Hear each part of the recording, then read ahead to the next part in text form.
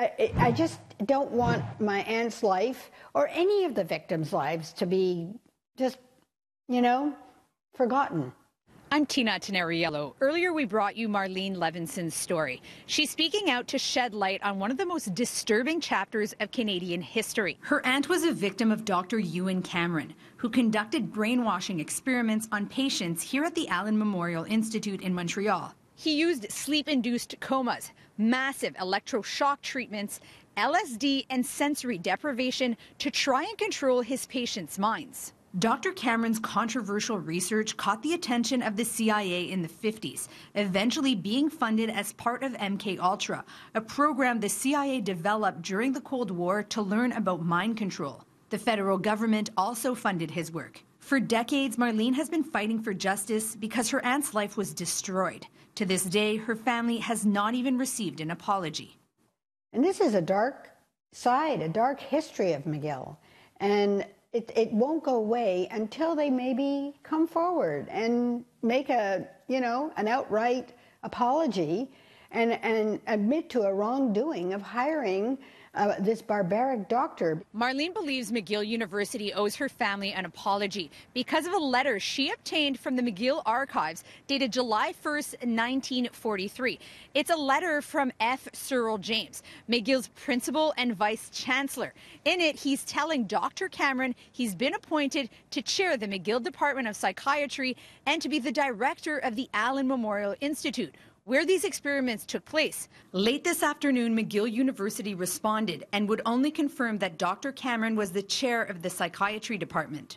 McGill University issued this statement: "We are truly sympathetic to the concerns of the family. Today, there are regulatory frameworks for the ethical conduct of research in place with mechanisms to help ensure compliance." Did they know that he was experimenting? They should be accountable for it, to know what their doctors are doing. Maybe they didn't do their due diligence enough. McGill University Health Centre, which for the last 20 years has run the Allen Institute, says in a statement, the McGill University Health Centre acknowledges that Dr. Donald Ewan Cameron carried out experiments at the Allen Memorial Institute during the 50s and 60s. The research attributed to him continues to be controversial and its consequences unfortunate. They add, at the time, he exercised his profession in an autonomous and independent manner. When Marlene's aunt was still alive, the federal government offered $100,000 in compensation to over 70 victims from the 50s and 60s. But Marlene says her aunt was refused because she was a victim in the 40s. It shouldn't be so difficult for these victims, not just my aunt, but others as well that were victimized, to be able to be compensated and to receive an apology. In a statement, the Canadian Department of Justice confirmed Dr. Cameron's experiments went on from 1940 to 1960, but said any possible funding from the Canadian government would only have taken place beginning in 1950 under the mental health grant. It said a third-party inquiry found they did not hold any legal responsibility towards patients that underwent Dr. Cameron's tests. There's really not a price on a person's life.